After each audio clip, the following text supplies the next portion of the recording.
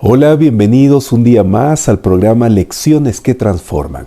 Es una alegría para mí encontrarme con ustedes para continuar estudiando la Biblia a través de la lección de escuela sabática. En este segundo trimestre del año estamos estudiando el libro del Génesis, conocido también como el libro del principio. Al estudiar el Génesis nos damos cuenta que este libro inspirado es el fundamento, es la base sobre la que descansan todas las demás escrituras. Es por eso que Génesis es probablemente el libro más citado en toda la Biblia. Durante este trimestre estamos disfrutando de sus hermosas historias y aprendiendo a caminar mejor con el Señor de la creación, el Dios de Abraham y de toda su descendencia. Amigos, esta semana estamos estudiando la lección número 7, que se titula El pacto con Abraham. Y hoy lunes 9 de mayo estudiaremos las dudas de Abraham. Le invito a cerrar sus ojos allí donde se encuentra para hacer una oración y comenzar así nuestro estudio de hoy. Oremos. Querido Señor, muchas gracias te damos en esta ocasión por darnos la oportunidad de estudiar tu palabra una vez más. Al abrir la Biblia sabemos que encontraremos la verdad, encontraremos orientación, sabiduría y por sobre todo la vida eterna, porque en estas páginas encontramos tu testimonio. Señor, nos entregamos a ti, entregamos todo lo que te pertenece, que es nuestra vida. Gracias, Señor, en el nombre de Jesús. Amén. Muy bien, amigos queridos, tengan lista su Biblia, su guía de estudio, porque empezamos el estudio. El tema de hoy, lunes 9 de mayo, se titula Las dudas de Abraham. Por favor, abra su Biblia, Génesis capítulo 16, versículo 1, para comenzar a analizar el estudio. Y vamos a leer. Sarai, mujer de Abraham, no le daba hijos, pero tenía una sierva egipcia que se llamaba Agar. Apreciados amigos, desde el principio de su unión con Abraham, registrado en Génesis capítulo 11, versículo 30, la Biblia dice que Sarai era estéril y por lo tanto no podía tener hijos. Los años habían transcurrido y ambos habían vivido en la tierra prometida unos 10 años desde que llegaron de Ur de los Caldeos. Pasados esos 10 años, el texto continúa diciendo que Sarai aún no podía concebir hijos. Hermanos, Moisés, quien escribió el Génesis, registra este detalle en la historia de Abraham porque en esos tiempos esa condición era terrible para cualquier mujer, pues tener hijos era muy importante en aquella sociedad y la falta de ellos era símbolo de maldición.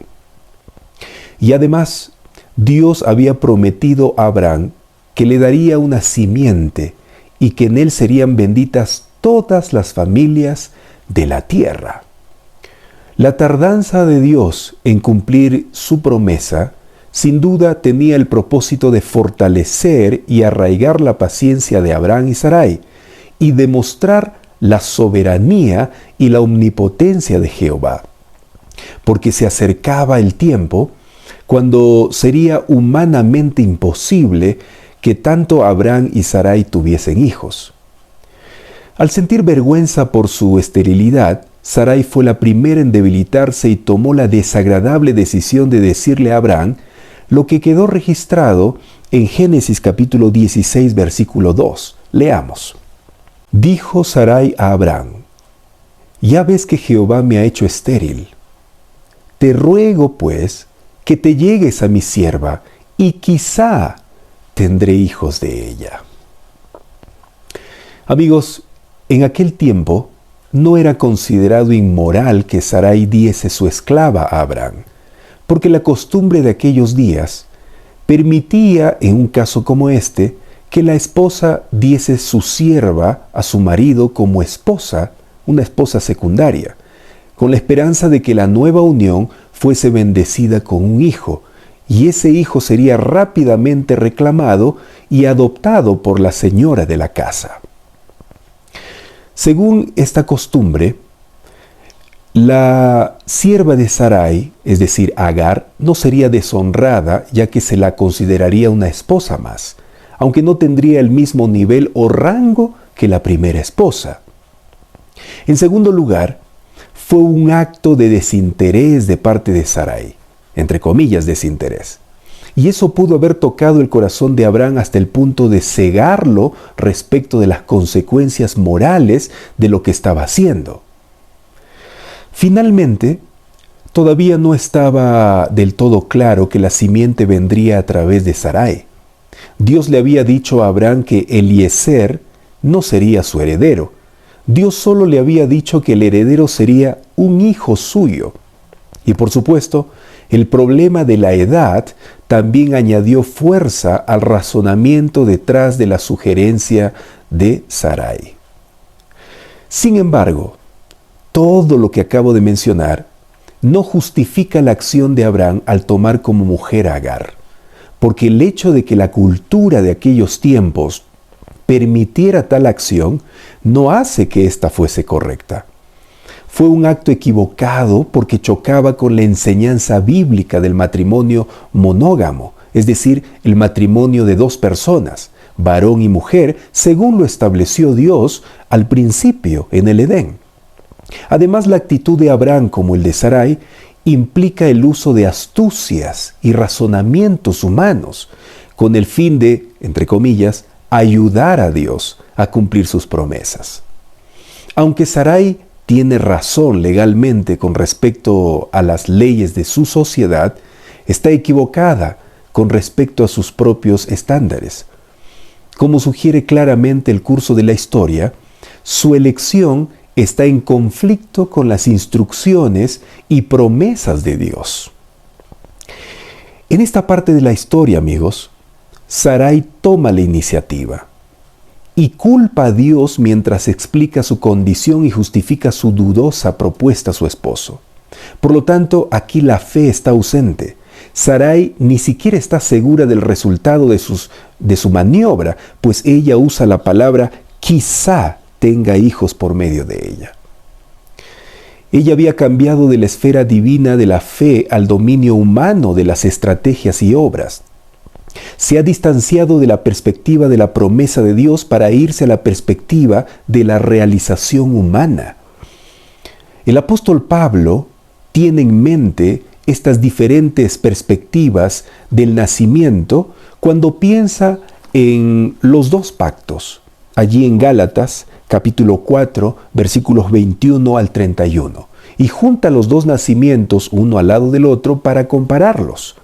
Por favor, leamos Gálatas capítulo 4, versículos 21 al 31 y veamos lo que Pablo está diciéndonos acerca de estos dos nacimientos aplicados a la vida espiritual. Leamos, por favor. Díganme ustedes, los que quieren estar bajo la ley, ¿por qué no le prestan atención a lo que la ley misma dice? ¿Acaso no está escrito que Abraham tuvo dos hijos, uno de la esclava y otro de la libre? El de la esclava nació por decisión humana, pero el de la libre nació en cumplimiento de una promesa. Ese relato puede interpretarse en sentido figurado. Estas dos mujeres representan dos pactos. Uno, que es Agar, procede del monte Sinaí y tiene hijos que nacen para ser esclavos. Agar representa el monte Sinaí en Arabia y corresponde a la actual ciudad de Jerusalén, porque junto con sus hijos vive en esclavitud.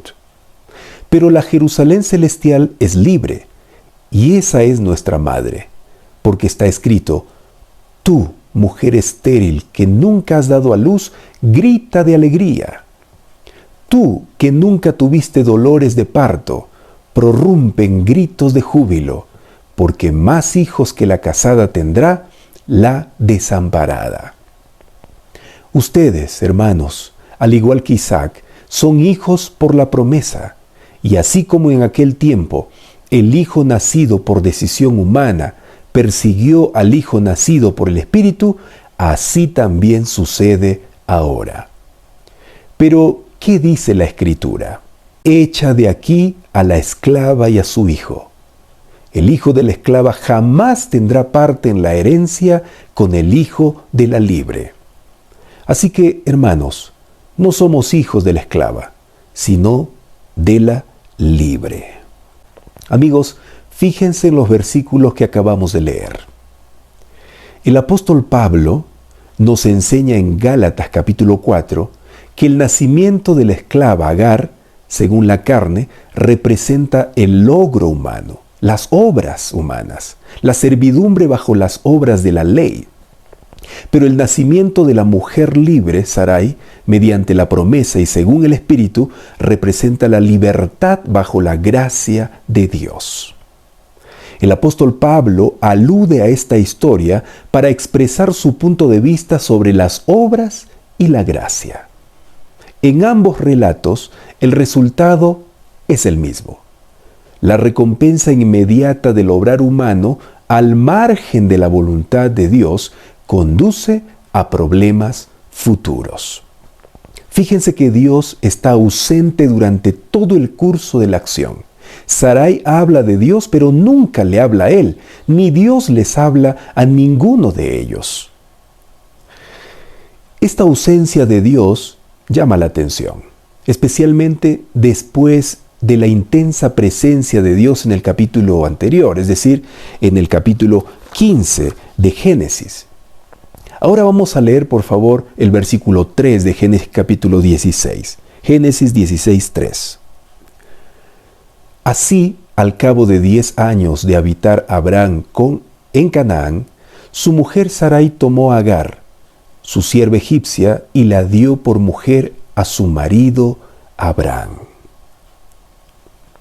Este versículo que describe a Sarai en relación con Abraham nos recuerda la historia de Eva y Adán en el jardín del Edén, amigos, con la que comparte un lenguaje común.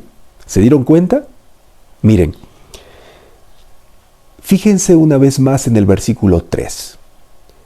He resaltado de negrita en el versículo las palabras que nos recuerdan la historia de Eva y Adán en el jardín del Edén. Las dos palabras son tomó y dio. Estos dos verbos tienen un lenguaje común entre Sarai y Eva y entre Abraham y Adán. Ambas mujeres tomaron y dieron a sus maridos lo prohibido por Dios, y ambos maridos dejaron de obedecer a Dios por obedecer a sus mujeres. Este paralelo o parecido intencional que aparece en este versículo sugiere que ambas narraciones describen eventos comparables. Ambos son relatos de una caída, o al menos son indicaciones claras de la desaprobación divina hacia Abraham y Sarai y presagian problemas futuros. En un nivel ético, el paralelo entre la fruta del Edén, que es un objeto, y Agar, que es una persona, muestra la manipulación y deshumanización de Agar por parte de Sarai.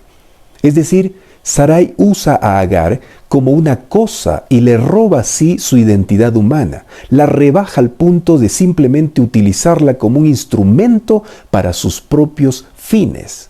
Qué terrible, ¿no?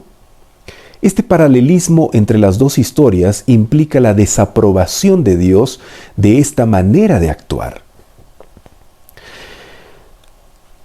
Apreciados amigos, el Señor permitió una tardanza para probar la fe de Abraham y Sarai en el poder de Dios, pero ambos fracasaron en la prueba, al igual que Adán y Eva en el Edén.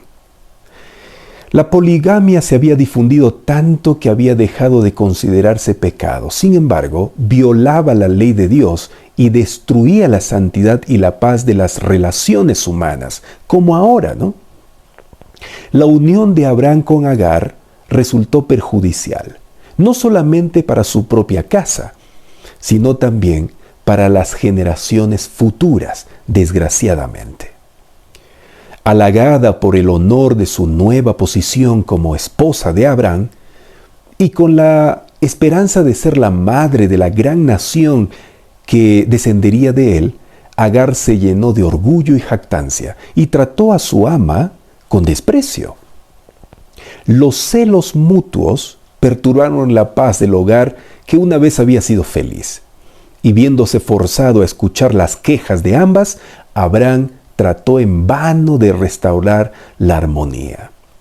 Aunque él se había casado con Agar por pedido de Sara, ahora ella le hacía cargos como si fuera el culpable. Sara deseaba desterrar a su rival, pero Abraham se negó a permitirlo, pues Agar iba a ser madre de su hijo, que él esperaba que sea el hijo de la promesa. Sin embargo, era la sierva de Sara, y él la dejó todavía bajo el mando de su ama. El espíritu arrogante de Agar no quiso soportar la aspereza que su insolencia había provocado.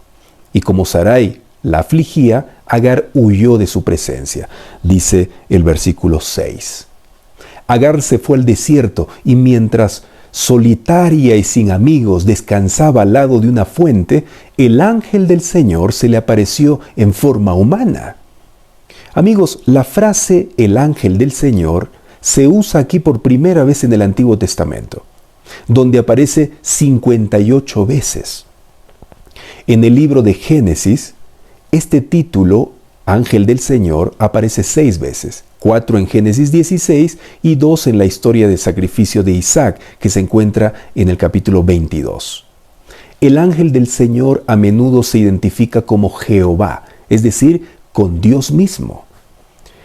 En este pasaje, el ángel del Señor habla como Dios, usando la primera persona, y tanto Agar como el autor lo identifican como Jehová o el Señor. Esta identificación divina está respaldada también por funciones como Redentor, Salvador y como intercesor. Y si usted tiene alguna duda, amigo o amiga, puede buscar en los textos bíblicos que estoy aquí presentando en la diapositiva que usted está viendo en la pantalla. Revíselo para que se dé cuenta que el ángel del Señor es Jehová.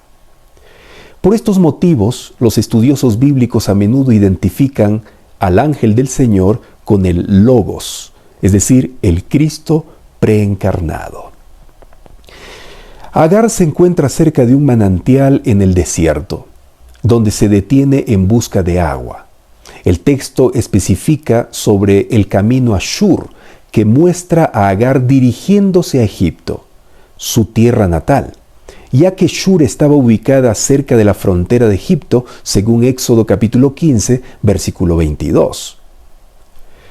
El camino a Shur, que menciona la Biblia, se refiere probablemente a la antigua ruta de caravanas que iba desde Berseba hasta Egipto.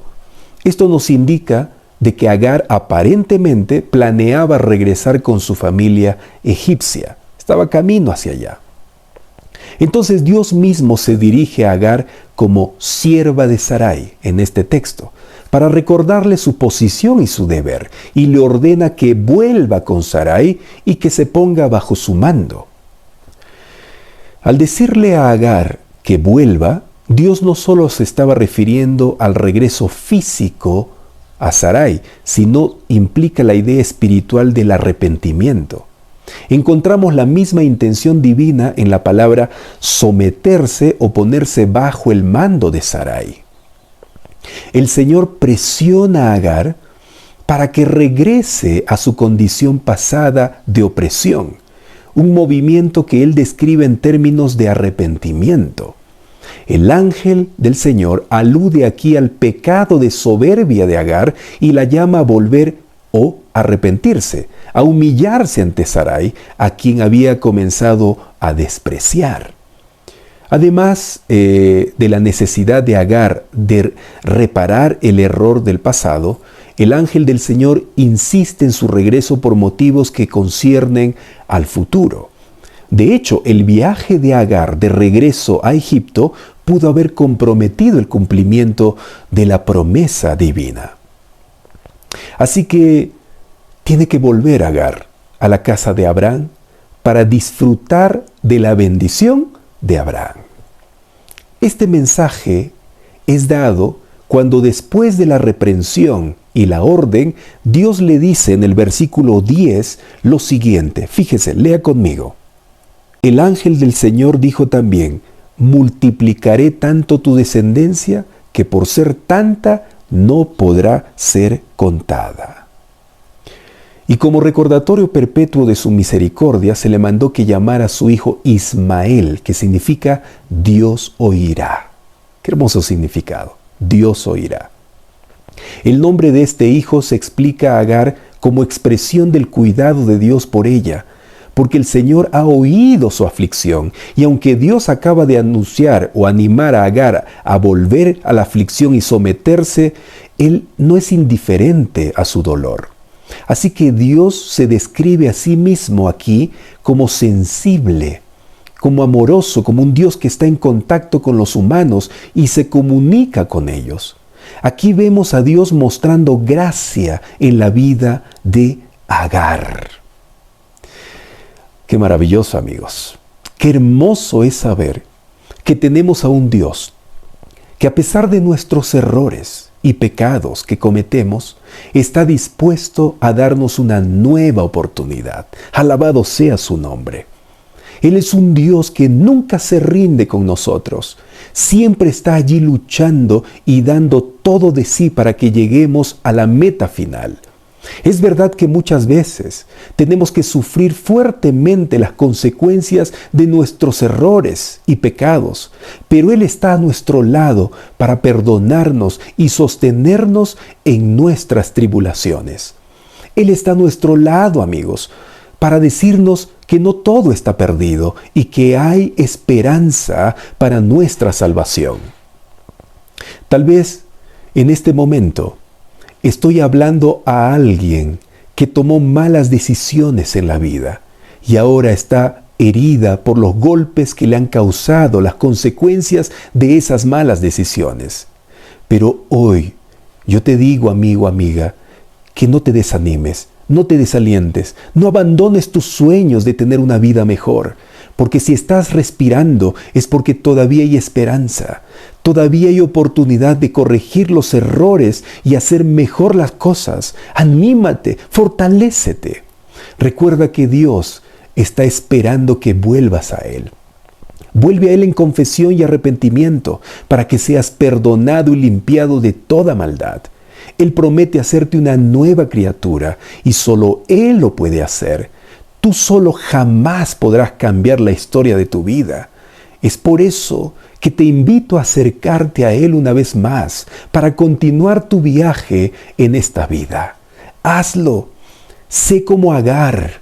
Escucha la voz del ángel del Señor.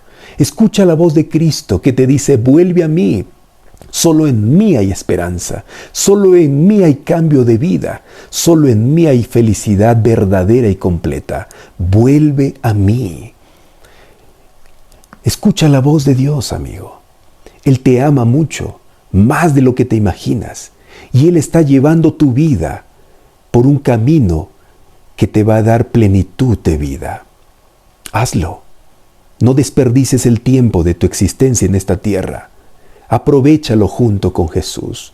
Podrías haber cometido errores como cometió Agar, Sarai y Abraham, como cometen muchas personas, pero el Señor está con los brazos abiertos para recibirte otra vez, invitándote que vuelvas, que no vayas camino a Egipto. Egipto representa la maldad, Egipto representa la opresión del pecado, el mundo pecaminoso. Él te dice: no, no vayas para allá, regresa, como le dijo a Agar, vuelve, vuelve, porque tienes que recibir las bendiciones. Vamos a volver al Señor. ¿Quieres hacerlo? Yo también. Qué maravilloso. Déjame tus comentarios. Escribe allí tu decisión de volver al Señor. Escribe en este momento y dile: Señor, yo quiero volver a ti. Quiero regresar a ti porque solo en ti mi vida tiene sentido. Separado de ti, nada, absolutamente nada puedo hacer. Que Dios bendiga tu decisión. Ahora yo quiero invitarte, por favor, que puedas tomar tu lección porque vamos a responder las dos preguntas que aparecen aquí. Mira, La primera pregunta dice así. Lee Génesis capítulo 16, versículos 1 al 16. ¿Qué relevancia tiene la decisión de Abraham de llegarse a Agar a pesar de la promesa que Dios le hiciera? ¿Qué relevancia tiene? Y la respuesta es, la relevancia está en el hecho de que el obrar humano, al margen de la voluntad de Dios, conduce a problemas futuros.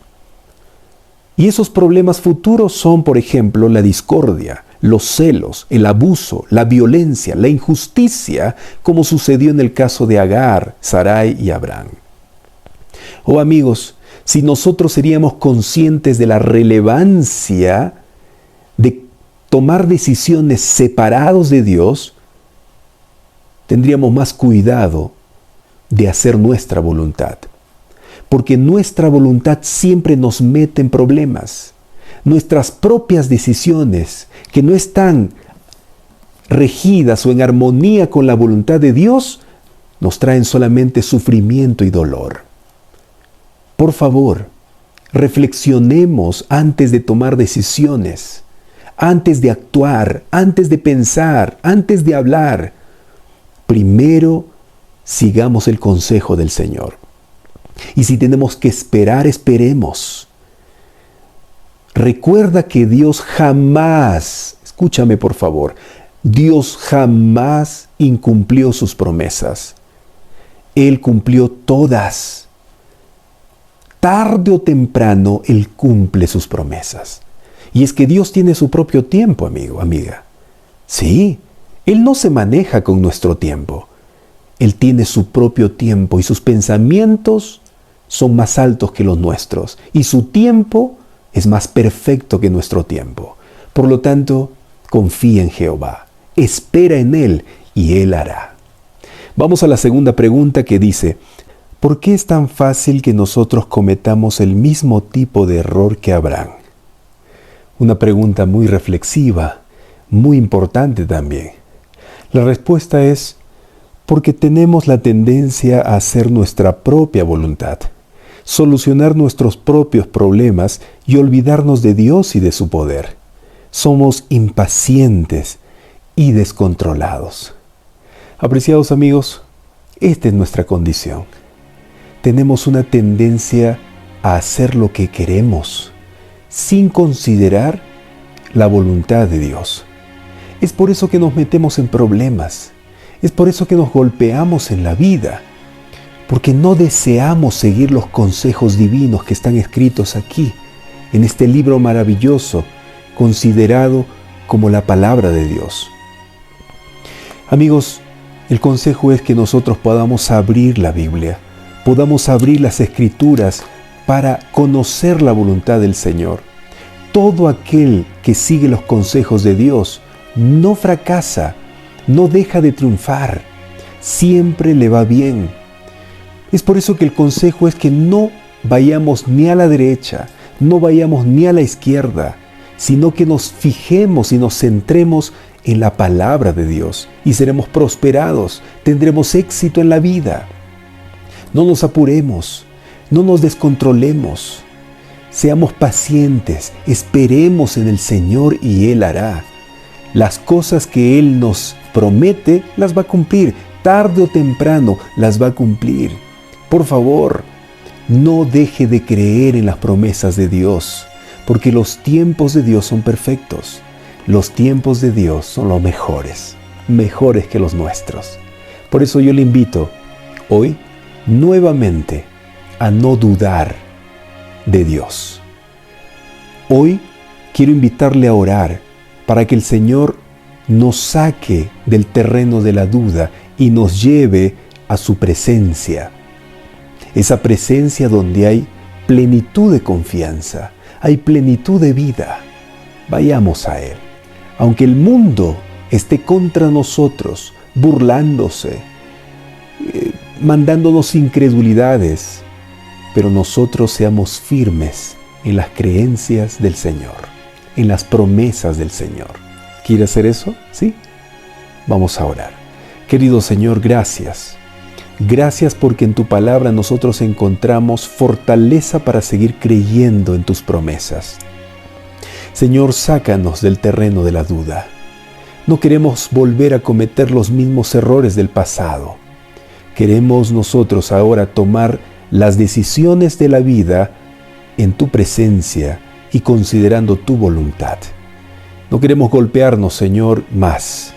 No queremos seguir causándonos heridas por causa de nuestros errores, por causa de nuestras malas decisiones.